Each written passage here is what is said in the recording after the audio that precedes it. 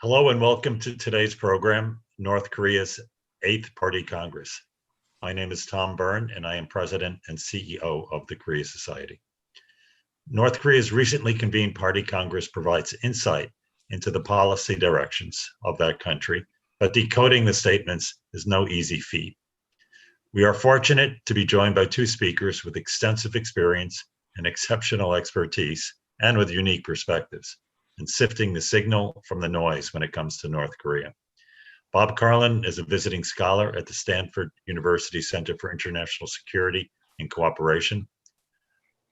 From both in and out of government, he has been following North Korea since 1974 and has made 25 trips there. From 1989 to 2002, he was chief of the Northeast Asia Division in the Bureau of Intelligence and Research at the Department of State. He also served as senior policy advisor to the special envoy for talks with North Korea. In over 25 years in the European Parliament, Glyn developed an unrivaled expertise on East Asia as a member of the Foreign Affairs and International Trade Committees. After leaving Parliament in 2009, Glyn continued his political and academic engagement with the DPRK and the East Asia region. His Track 2 engagements with North Korea are now conducted on a nonprofit basis for Track 2 Asia. The Korea Society team is grateful to the Korea Foundation, whose ongoing support helps make programs like this possible. Our two speakers joined Korea Society's Senior Director, Stephen Noerper, for today's discussion. We will welcome your questions, so please send those now and throughout the program to policy@koreasociety.org. Stephen, over to you. Thank you, Tom. And let me join Tom in welcoming both Glyn and Bob. Glyn was last with us for the kickoff of his book, Talking to North Korea, which was published on Pluto Press in 2018. And Bob, of course, was with us on the release of the third edition of Don Oberdorfer's masterpiece, The Two Koreas, and has been with us many times since. Both gentlemen joined us in support of the Korea Society's work for the program to support cooperation in Northeast Asia earlier this morning. So thank you both, and great to have you back. Let us begin with you, Glyn, and some read into what you saw relative to the 8th Party Congress and the meeting just held of the Supreme People's Assembly. Okay, thank you very much. Thanks to the Korea Society for inviting me along. I mean, there was a lot of early, understandably, commentary on the 8th Congress and less so on the meeting of the Supreme People's Assembly. In a sense, I'm stepping a little bit back from that in terms of what does it teach us?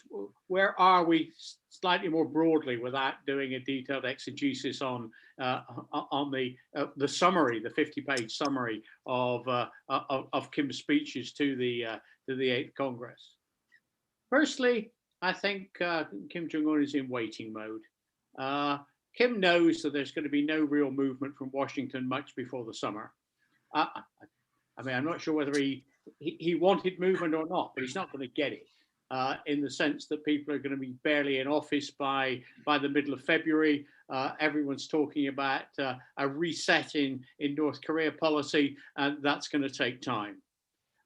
Kim's got no plans, therefore, to sit by the phone for the next 4 or 5 months. He's got space, like it or not, to do things, and that space will not be unused. I mean, the one thing I guess he's interested in is trying to hold on to, if you want, at least the Singapore Agreement with the United States. Secondly, it's very clear from the Congress that the party's back. The party's been back for a long time. It was really very etiolated and weak back around 2005, 2006, 2007, and it was Kim Jong-il who actually started the party revival probably around 2008, in my view, as a vehicle for his successor, though he didn't anticipate that the successor would come along quite so quickly. On that basis, I mean, around Singapore and Hanoi, we seem to see an enhanced role for the Ministry of Foreign Affairs. But actually, in terms of the summit meetings with Xi, with Moon, with President Trump, it was Ri So-yong, head of the international department of the party, that was there rather than Ri Yong-ho. And I think if we look at the results, all of that's confirmed here in the 8th Party Congress. What will be interesting, and we still don't have the names, is what happened at the Supreme People's Assembly. Rousseau Young told me some years ago that he'd taken the post of chair of the Foreign Affairs Committee at the Supreme People's Assembly because double-hatted, it meant he could actually talk both to parties, party-to-party relationships, and if you want, government to government or Supreme People's Assembly to government relationships. So it'll be interesting to see if that double hatting happens. There's been a lot of talk about provocations from Kim Jong-un. I think it's unlikely he's going to engage in provocation. But nevertheless, what he may do can be provoking. The nuclear deterrent is a cheap option. It's not the expensive option. It actually is cheaper than going through, if you want, trying to keep up with an impossible arms race with the South Koreans. Yet part of the problem is that Kim can scarcely get out of bed in the morning without someone in Washington describing it as a provocation. The problem is, from Pyongyang's perspective, that the moratorium on ICBM and nuclear testing is now something for nothing. They've got nothing out of it. They may have got the meetings with Trump, but they're in the rear view mirror. They're gone. They're finished. 12 months ago, he said the moratorium was over, and yet nothing's happened. So I think there will be a political pressure from the hardliners pressing him, which is why he announced which is why he, if you want, denounced the moratorium 12 months ago. There's also going to be technological imperatives. The North Koreans, like the United States, like the rest of the world, has not given up with weapons development. The military-industrial complex has seen a lot of work on the nuclear program, on the missile program, now on the submarine-launched ballistic missile, and the rest. But there's only so much you can do in a laboratory in a disarticulated way. At some point, you have to fit it together. You have to put the bits together and see if they work as a whole. And I think the pressure is going to be on then to actually carry out some kind of test. If you aren't going to do it now, when are you going to do it? This is the gap. This is the limbo period between Trump and Biden. So the next 6 months is a window of opportunity. Kim may want to close it, but that doesn't mean to say he's not going to use it or lose it. Edging close to Washington's red lines may not be a bad thing for Pyongyang. They want attention. People have said, how do we react? There's a danger of Washington overreacting to what Kim does, but there's also a danger of underreacting. There needs to be some reaction, not to force Kim to want to attention seek yet further. What he's got to be careful of is not to overstep Beijing's red lines. Interestingly, there was a very clear promise in the 8th Congress by Kim of an imminent military purpose, civil satellite launch.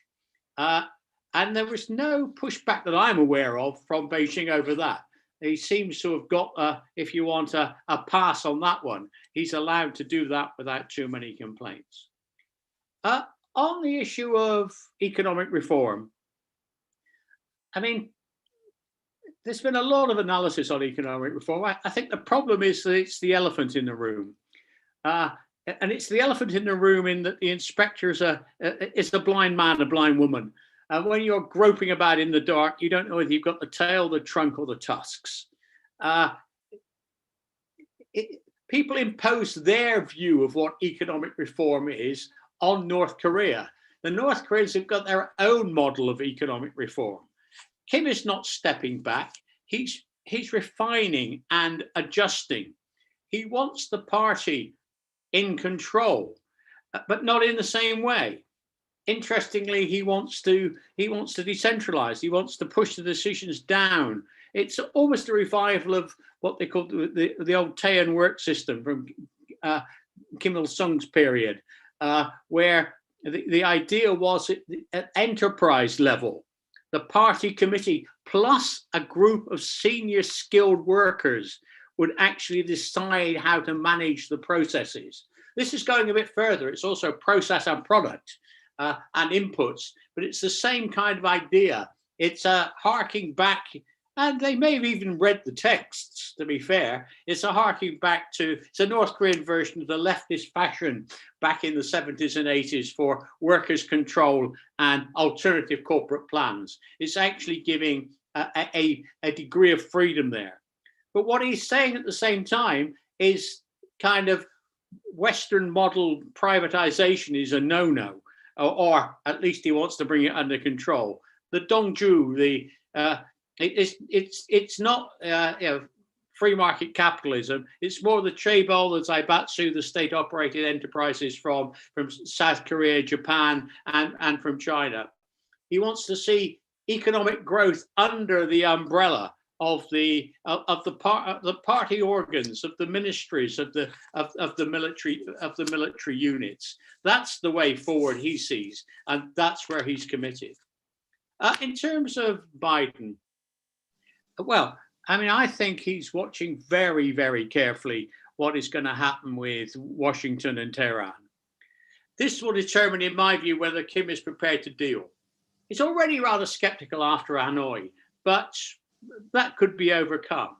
But for Pyongyang, the Iran deal was a deal negotiated with their homologue, with the Iranians in good faith signing up to a deal that they adhered to, at least to a point in time when Trump sort of went back on the deal in letter and spirit. But of course, the North Koreans are specialists in this. You only get what's on the box. There's no 2-for-1 offer. There's no happy hour. Washington was complaining that they want to incorporate issues around missiles, around Iranian foreign policy, and the rest. Well, I'm afraid that that's not good news for Kim Jong-un. A quick, clean return to the JCPOA status quo ante would reassure Kim. The more demands to fill in the gaps to renegotiate actually suggest to Kim that he can't trust the United States not to do exactly the same to him with a future president if he actually does a deal.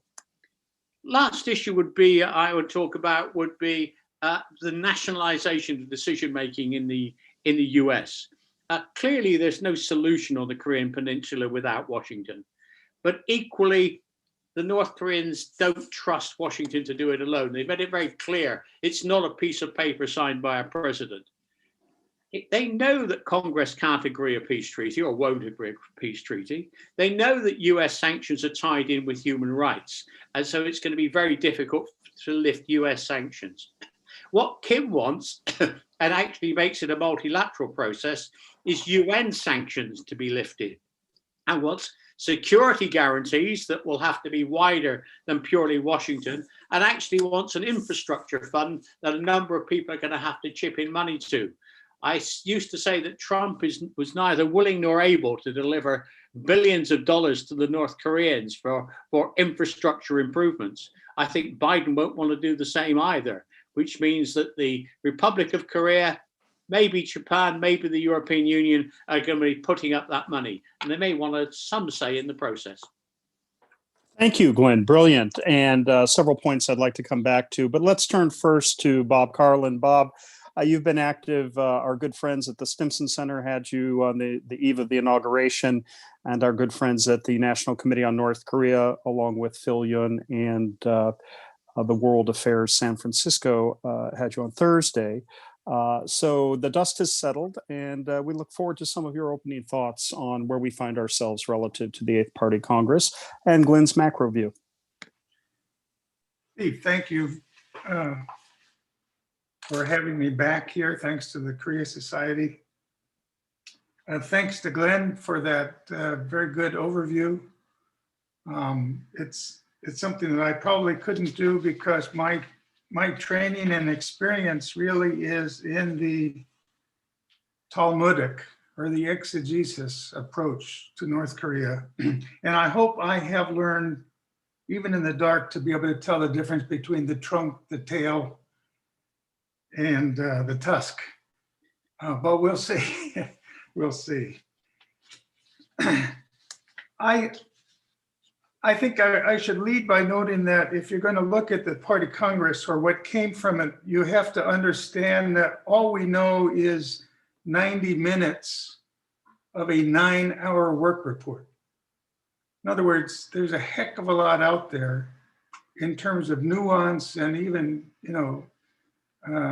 brazen substance that we don't have yet.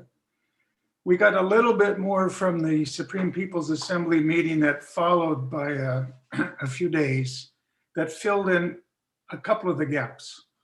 But still, there's a lot out there that we don't know. So we got to be a little bit humble on this. My own reading from the limited amount that the North Koreans were willing to tell us is that there were 3 main issues that bear a second look, because they're going to have longer term implications for North Korean policy and probably therefore for US and everybody else's policy toward them.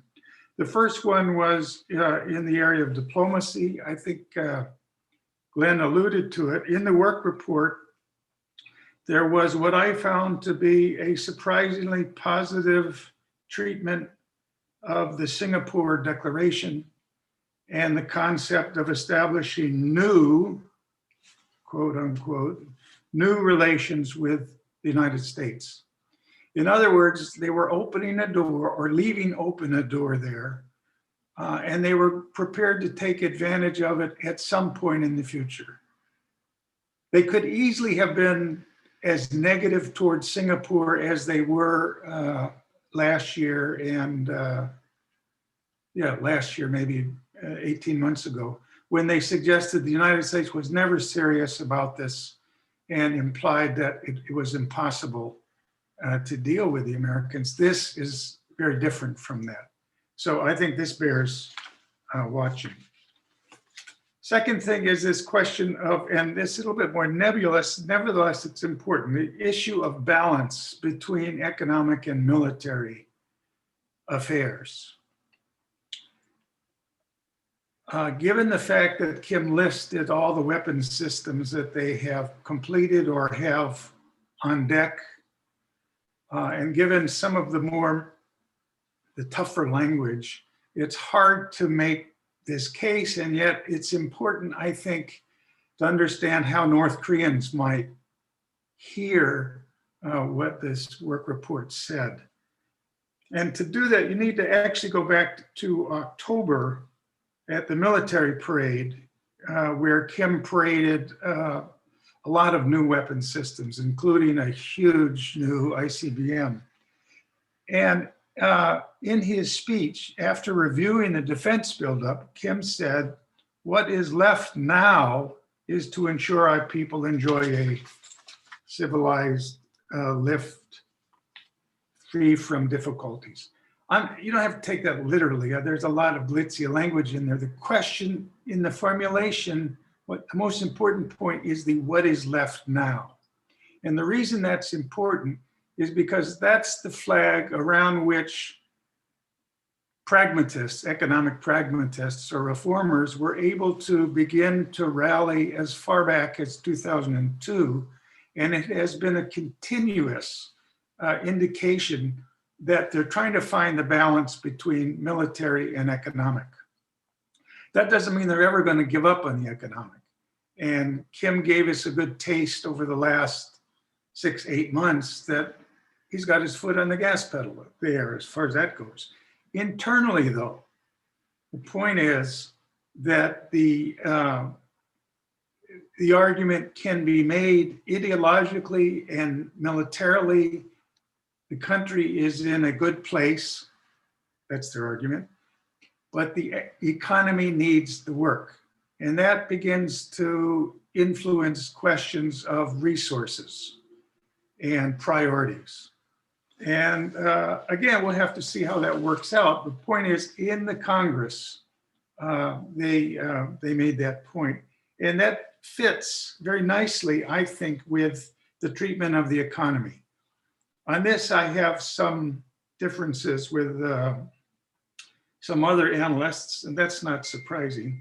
But I would say that if you read closely what was in the work report in the Congress, there were three things that stand out that indicate that reform North Korean style, and they don't like the word reform because it suggests what came before was wrong. So I use the word pragmatism instead of that. But the work report spoke of the use of economic levers. Economic levers are price, supply and demand, I suppose taxes. In other words, those types of things that we would recognize as influence in an economy, as opposed to simply handing out quotas for 16 trillion brown shoes and then putting them on market and find nobody wants them. And that's why the economy isn't doing very well. So levers is an effort to have supply and demand a little bit better balance. Second thing is the influence of the cabinet.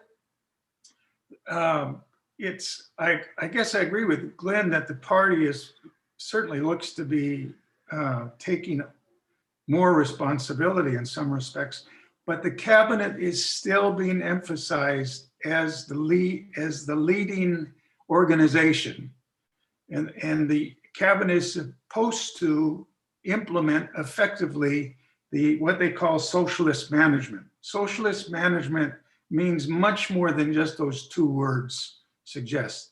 It is Kim Jong-un's push ever since about 2013, 2014, to push decision-making and responsibility farther down the system, as far down as enterprise managers, so that they are responsible for the decisions they make about use of resources, about where they sell things, and about how they use any profits they make, either to the benefit of their own factories or to pay their workers, to inspire them to work harder. This system has not worked as well as Kim hoped it would, obviously. And it's interesting, the criticism is of central authorities who are standing in the way of allowing this to work. So to me, that means that he's not stepping back, that he's pushing ahead with this, what I would assume is a very important economic initiative. Now, economists can argue whether or not it's going to work, and that's obviously important. I'm interested, however, in the decision-making and the policy concepts that they're trying to work with and the implications that might have more broadly for policy in the North. Wonderful. Thank you, Bob. We will turn to audience questions a little past the half hour. And if I could ask those listening or viewing to please send those again to policy@koreasociety.org. Let me ask each of you a question before we do turn to the general audience. And first, to Glyn, you mentioned red lines relative to Washington and relative to Beijing. One would assume that Washington red line is a test of a long-range ballistic missile. But you mentioned the Chinese red lines. Is that another test? Would that be another nuclear test? And how do you think they manage the complex process of reading the tensions in Sino-US relations? And then to Bob, you have participated in several policy reviews over several administrations.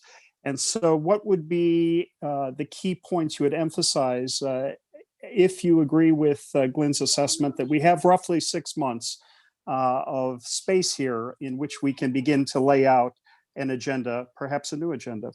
First to Glyn. Yeah, thank you. I mean, in terms of the Chinese red lines, I would have thought that Beijing would be very unhappy with a full-throated ICBM test and equally a new nuclear test. But as I said in the introduction, I mean, Kim flagged very, very clearly a military tasked satellite launch. And the lack of reaction seems to suggest that while Beijing may not be over the moon about it, it was not a no-no. There's no senior Chinese official flying into Pyongyang or any of that. So it seems to me that that's within the limits. I mean, the North have always made it clear that they see a right, even with a deal, even with the deal that was being discussed in Hanoi, that they continue their civil space and nuclear program, and that creates some problems. So, absolutely. I think they're waiting to see what the relationship is with Beijing and Washington. I mean, my view is that China's sort of big enough and ugly enough. You don't have one policy to China. You have a variety of policies. The European Union has exactly the same problem. And we want to work with China on climate change. And we've just signed a deal, an EU-China investment agreement. But at the same time, we're being very critical of what's happening in Xinjiang, in Hong Kong. We're threatening sanctions against individuals both in Hong Kong and Xinjiang, and protesting about China's actions in Taiwan. It's perfectly possible for the Biden administration to actually cooperate with China on some issues, and if you want, compete with them on others. I'm just hoping that North Korea falls to the right side of that line, and it's one of the areas where the two feel they can work together towards crafting a solution. It won't be a partnership, but nevertheless, it's in the right solutions, both in Beijing's interest and Washington. Thank you. And Bob?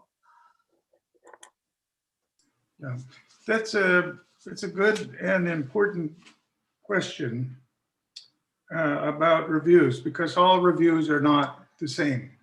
They're not all equally useful. They don't all come out with useful policy recommendations. In my experience, bar none, the best review we ever had was the one that William Perry did. And the reason is, back in 1998, 99, the reason is it was so rigorous and intellectually honest. First of all, it went outside the government. It did not only solicit views from those on the inside, but it also took a wide range of views within the government for engagement, against engagement. I can't remember if we took advice from, other than Tokyo and Seoul, if we took advice from other countries, although that seems to me would be a good thing. The problem with most of the reviews is that they give the task to those people already in government who have been in charge of the policy up to that point. And the smart people, but the tendency is not to be able to go very far outside your own bubble, for whatever reason. The second problem is that there are actually two parts that the review has to handle, and I'm not sure that they make such a sharp distinction as they should. The two parts are what will work with North Korea and what will survive in Washington. They're not at all the same thing, but there has to be a balance there. Everything that will work in Washington may be a complete zero when you take it to Pyongyang, so what's the point? Obviously, some of the most brilliant ideas in what will work with North Korea won't last 30 seconds in Washington. So finding that balance has got to be part of the review as well. And it seems to me that the bias is what will work in Washington. What will the Congress approve? What can the president do? And that's a problem, because if it won't work with North Korea, then you might as well not even bother. So the review has to take all those things into account, and we can only hope that the new group coming in will be able to take advantage of the mistakes in the past and build on, in effect, build on the Perry process to look ahead. If I can ask you by extension, by follow on, then what about in terms of the viability for Seoul, with Moon Jae-in having a limited clock here in terms of his priorities? We would anticipate a somewhat early meeting between Biden and Moon, and with a Washington inward focus, given the pandemic, economic, and other concerns. How do you think this may fall in terms of opportunities for the inter-Korean agenda as put forward by the Blue House? It's always been my impression that when the United States effectively engages North Korea, it's much easier for Seoul to go along. They don't want us to get too far ahead, and I have seen instances where they have sort of blocked us because they didn't want us sucking all the oxygen out of the room, and that can be very serious. But the fact is, this is, as much as anything, this is our national security. We have to prioritize that. And as they fit into that, and they should easily, we're able to work together. There'll always be a little bit of friction when it comes to North Korea, it seems to me. And that's why we pay good diplomats to work that sort of thing out, and they almost always can. Glyn, did you have thoughts on that, about South Korea's role and priorities in this process? The South Koreans are already pressing hard. There's been a phone call, I think, with Blinken and Jake Sullivan for the U.S. to make haste. The U.S. is, my understanding is, the U.S. is resisting getting into any specifics at the moment, as one would expect. I mean, that precipitates the outcome of the policy review before you've actually done it. But I certainly think that there's going to be very heavy pressure for movement. But it's better that we get the right answer at the end rather than the wrong answer early on. But yes, I mean, it's all, in my view, it's all over if by the end of this year in terms of Moon Jae-in. If we're not engaged in a process at a fairly high level by then, I think we're in trouble, unless it's very clear in South Korea that Moon Jae-in's successor is going to be someone of his own political ilk. Then there's a possibility. But I mean, if you're likely to see a sharp change of administration in Seoul, then I think the North Koreans lose interest in Seoul, because as we saw last time around when that happened, it was promptly undone in a way it didn't even have in the United States. Thank you, Glyn Ford and Bob Carlin. And let me bring in my colleague, Jonathan Corrado, who has the questions from you, the viewers and listeners. Jonathan. Thank you very much, Stephen.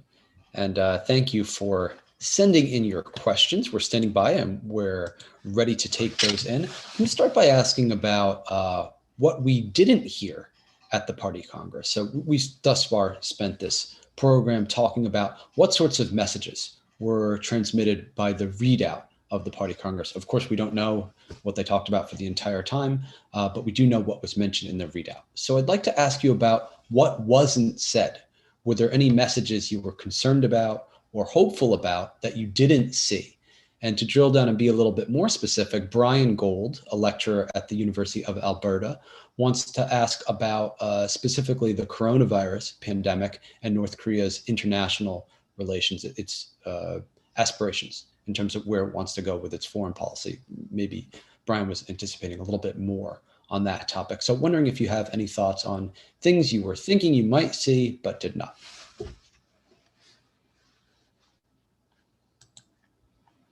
Well, I mean, I don't have very much to say, but I can say it first. I mean, allowing for the fact that the line has been that coronavirus is not in North Korea, it was difficult to imagine that that they was going to say very much about it, apart from how well we're doing. But maybe the fact that nothing was said indicates that it's not quite as good as it might have been.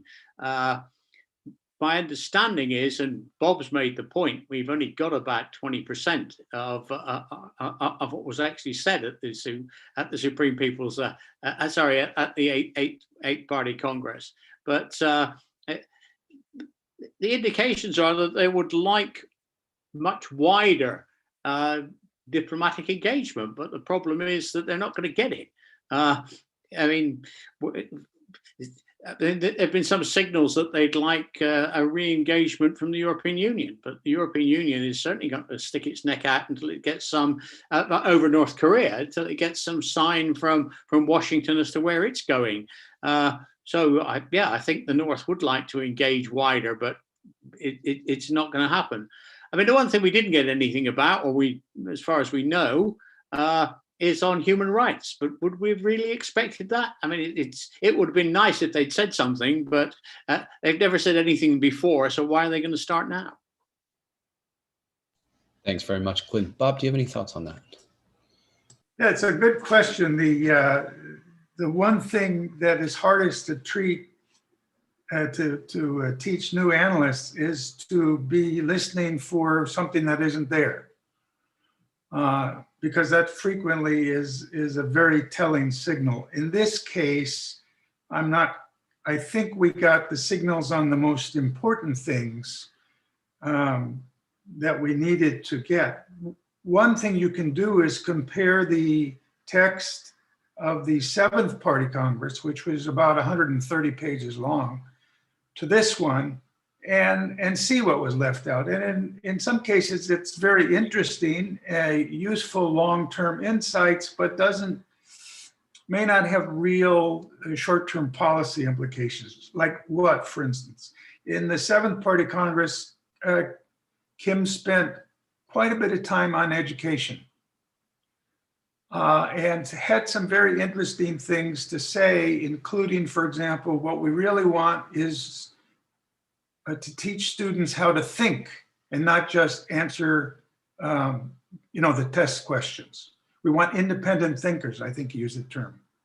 That's an interesting concept coming from the leader of North Korea, and important. He wanted North Korean universities to be in contact with other universities around the world. Well, that opens up a lot of possibilities for educational exchanges.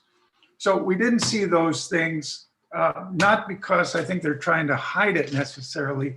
It's just below the level of what they thought the external audience might be interested in. Thanks very much. I wanted to ask a question that we covered earlier in our dialogue with the United Nations, but I thought our wider audience might be interested in, and that is, North Korea's economy, of course, is so isolated. If there were to be some kind of engagements with the North Koreans about economic opening up, in what ways could that be helpful, and in what ways could that be practical? Glyn and Bob, you both had really interesting thoughts on this, so I want to invite you to share your thinking on that topic. I think you need to pick one of us to start. Okay, Glyn. I'm stealing Bob's language, but I think the first thing we need to appreciate is how little North Korea depends on external inputs. It's marginal. So I mean, Bob said this many times, but so it's not just about external inputs are far less important than they would be for almost any other country in the world. North Korea, up until the period 2015-16, actually had a rather good economy. It was growing. This was no longer the failed economy of the 1990s and the early 2000s.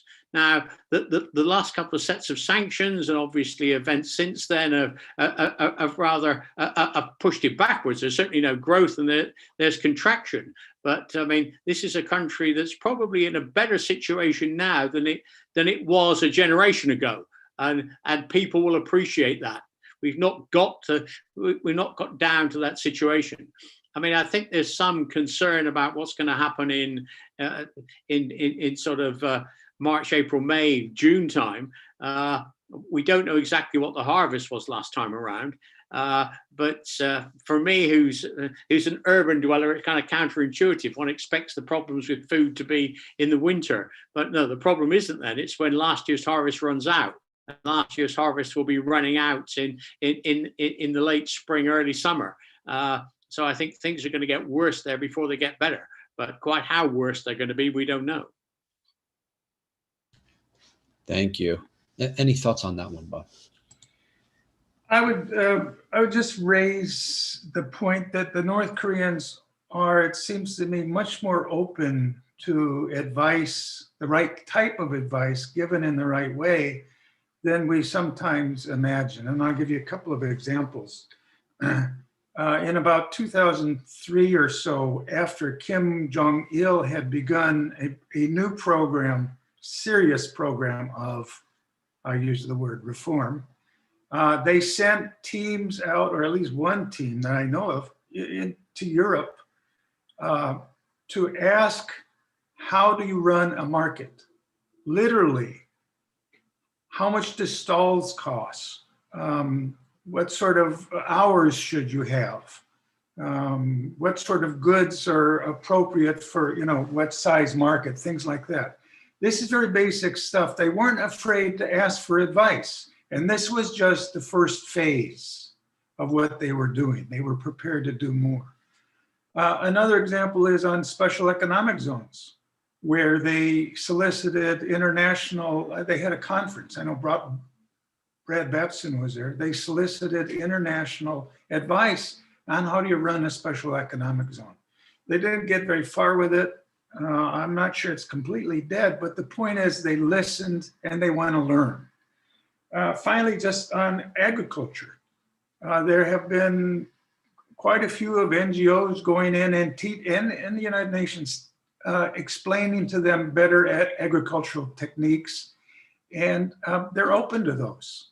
Now, the Ministry of Agriculture hasn't been great in picking up the ball and running on that sort of thing, but local farm co-op managers apparently have been much better about listening and trying out new ideas.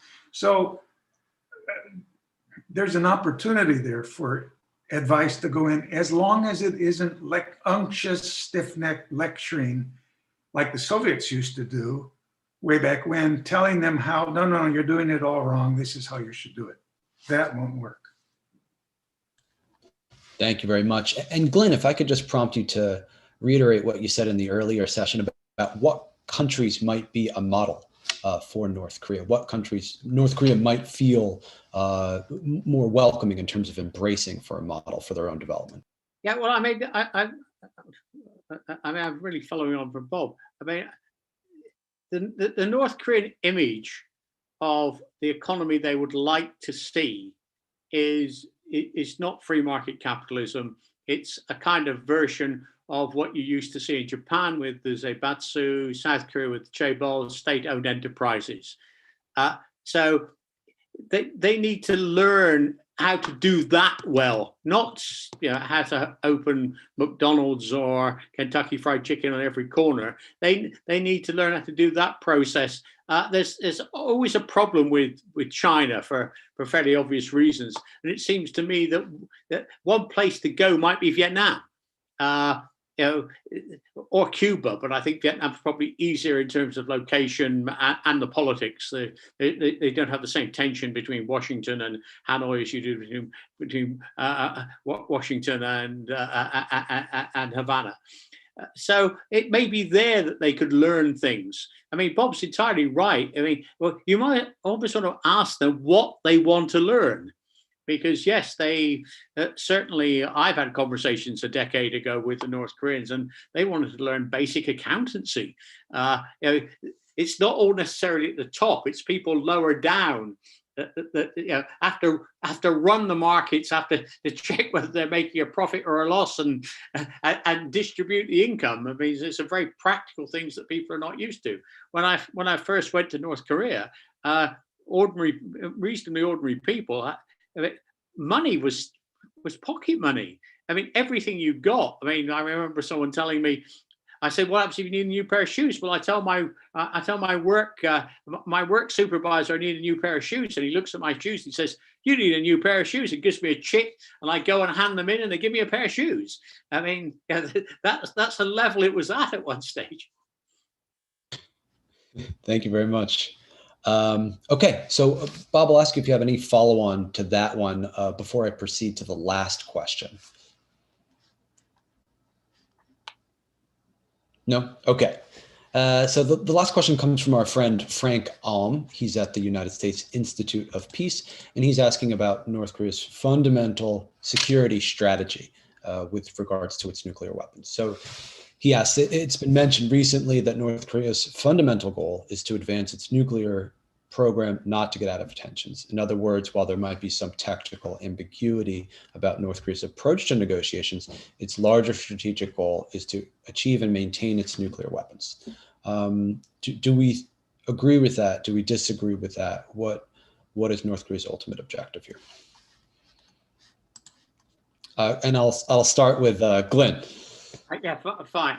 I mean, I think the default position is that North Korea wants to keep and maintain what it now calls its nuclear deterrent. It wants nuclear weapons that are capable, at least in theory, of hitting the United States, which is sort of the top layer, and below that, it needs a series of, if you want, missiles capable of striking Japan and the immediate region. That's what it would like. I think it's prepared, and there's some, in my view, there was some evidence that as it approached Hanoi, it was prepared to give those up over a period of time in exchange for serious multilateral security guarantees and a rather large, if you want, financial grant to enable it to restructure its infrastructure and economy. Now, whether we're going to get back to that or not, I don't know. I do think that North Korea is prepared to negotiate during that process something where they have less nuclear weapons and they are less dangerous and they actually freeze development. Now, whether Washington thinks that's worthwhile is a different issue, but certainly the period sort of 93, 99, you actually got the North Koreans to freeze their progress in nuclear development in exchange for what is effectively small change out of the US economy. It seems to me that might be, if you don't get the whole thing, that's not a bad thing to have anyway. Thank you. Okay, Bob, any follow on there? Well, there's a bottom line, which is the more we wait, the worse it gets.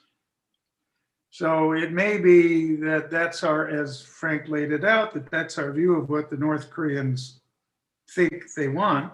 The point is, if we don't do anything, it's only going to get worse.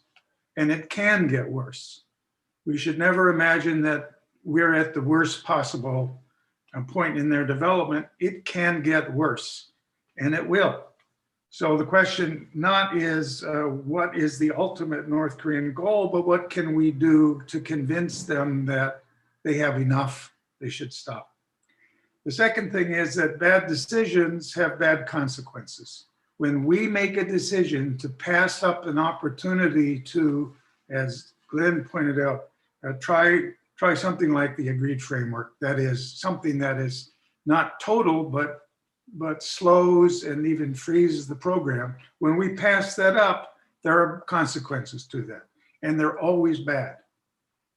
To that extent, time has not been and probably won't be on our side. So the question is, when are we going to cut into this issue in a way that makes us safer and makes our allies safer? And unfortunately, we've passed up those opportunities time and time again. Thank you very much. We've got one last question, really last question here. It's about the Iran deal, the JCPOA. So Fred Moss would like to ask how the Biden administration's approach to the Iran deal might affect the way North Korea looks at the U.S. and its own security situation and relationships. Glyn, do you want to start off again and then over to Bob? Yeah, I mean, I mentioned it in the introduction. I mean, I think the lesson that the North Koreans are looking at is whether you can do a deal that goes through administrations. From the North Korean perspective, there was a decent deal done, or an acceptable deal done between Tehran and Washington. Washington revisits that for absolutely no good reason and says it's no longer good enough. Now, look at that from a North Korean perspective. We do a deal with the Biden administration, and we stick to our deal. I mean, because that's their view of Tehran. That's a different argument. We stick to our deal. And in 5 years' time, we have a new Republican president who says that was a really crap deal. I mean, it didn't cover XYZ and ABC, and so I'm putting sanctions back on. That's it. Now, if the North Koreans think there's the more they think there's a prospect of that, the less likely they are to do a deal. And so if the US wants to do a deal, they need to, if you want, get back to the status quo ante on Tehran reasonably quickly. But the danger is that because of the nature of American domestic politics, if they do something, I think it was said earlier, they do something nice, comparatively soft with Tehran, they're likely to be hard on Pyongyang, or vice versa. And you can't, I mean, I can understand domestically why that happens, but it's not going to get you where you want to be with North Korea. Thank you very much. Bob, do you have any thoughts there? Only that in my view, the North Koreans learned the lesson in 2001, when the Bush administration destroyed an agreement that had been operational for the previous, since 94, previous 7 years. That was a hugely important lesson, and they have not forgotten it. So if Iran had a little bit of influence one way or the other, okay, I doubt if that was major. I doubt even if we went back to the deal, it would convince them that, okay, it's safe to go back in the water. And that's why they have developed nuclear weapons. And I suspect, given how they work with, look, they worked with the Iranians probably on the Syrian reactor. They know that the Iranians can be as effective operating in the shadows as they can be. And I don't think they believe that the Iranians are going to completely come clean in any case. So I honestly don't know, and I doubt that the outcome of the Iranian deal is going to make a huge difference in Pyongyang. Thank you, Bob. And I'm going to turn it back over to Stephen for our wrap up. Thank you, Jonathan. And thank you again, Bob and Glyn. If I could conclude with a final question to you on a historical read. Both of you have written two excellent volumes, Bob, the third edition of The Two Koreas, and Glyn, Talking to North Korea, both out over the last 10 years. And what would you do in terms of updating what you've written and emphasize to budding analysts, to our members, to the media, in terms of what is most important to fundamentally look for or listen to, and to develop that bridge and correct that trust deficit so that we can make real substantive progress for those who have said, look, over 3 decades or more, we haven't achieved what we've sought to. First, Bob.